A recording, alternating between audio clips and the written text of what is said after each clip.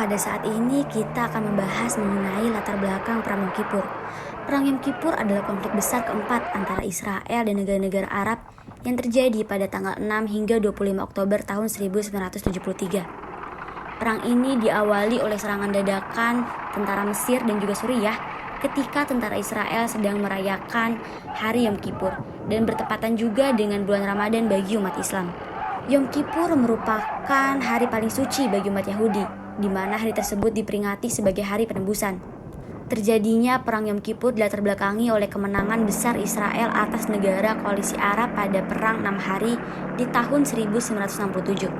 Kekalahan ini menyebabkan kerugian besar pada negara-negara Arab, terutama Mesir yang kehilangan daerah semenanjung Sinai dan jalur Gaza, serta Suriah yang kehilangan dataran tinggi Golan.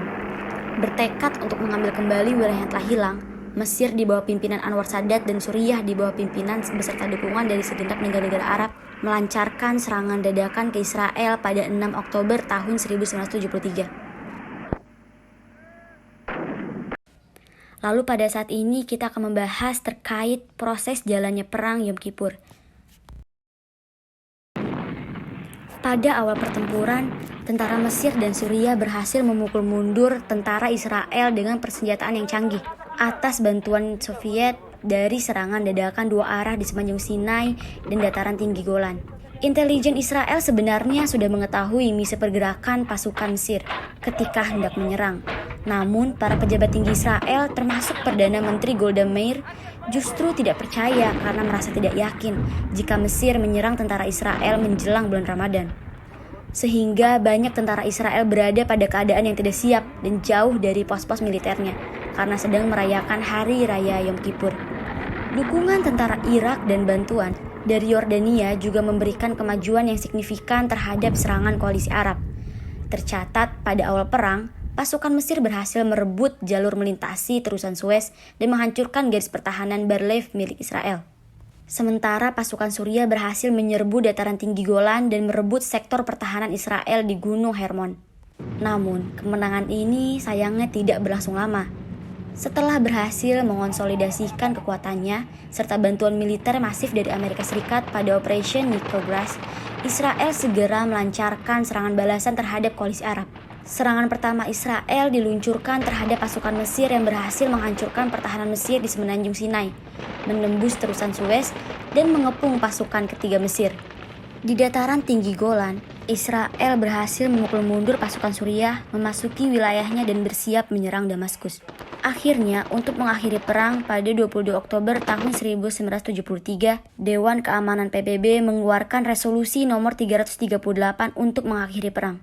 Namun, resolusi ini kurang didengar kedua pihak dan masih terjadi pertempuran.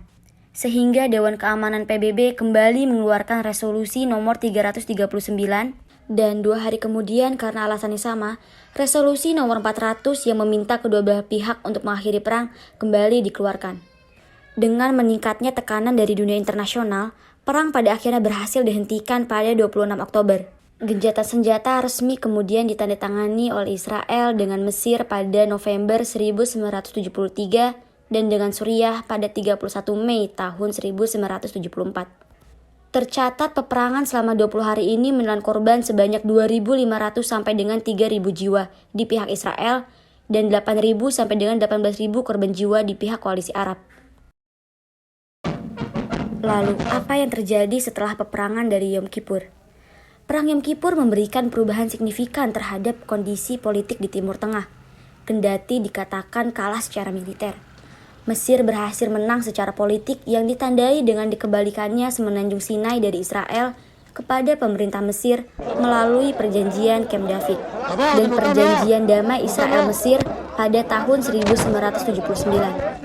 Berbeda dengan Mesir, Suriah justru mendapatkan kerugian besar pada perang ini dengan kehilangan beberapa daerahnya di dataran tinggi Golan.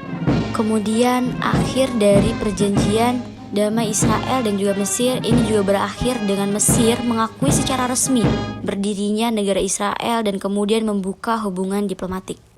Hal ini menyebabkan perpecahan di dunia Arab yang berakibat dikeluarkannya Mesir dari Liga Arab pada tahun 1979. Namun, pada tahun 1989, Mesir kembali diundang dengan dalih untuk menyatukan bangsa-bangsa Arab. Kendati sukses bertahan dan melakukan serangan balik terhadap koalisi Arab, Israel menderita korban yang cukup tinggi. Oleh karena tingginya jumlah korban, serta ketidaksiapan Israel ketika serangan terjadi, membuat Perdana Menteri Golda Meir mengundurkan diri dan digantikan oleh Yitzhak Rabin. Pada perang ini pula terlihat supremasi minyak yang dipegang oleh bangsa Arab. Bantuan Amerika Serikat terhadap Israel pada perang tersebut dibalas dengan embargo minyak oleh negara-negara Arab yang tergabung di dalam OPEC, dipimpin oleh Arab Saudi. Embargo ini kemudian menyebabkan peristiwa krisis energi pada tahun 1973 ditandai dengan harga minyak dunia yang naik drastis.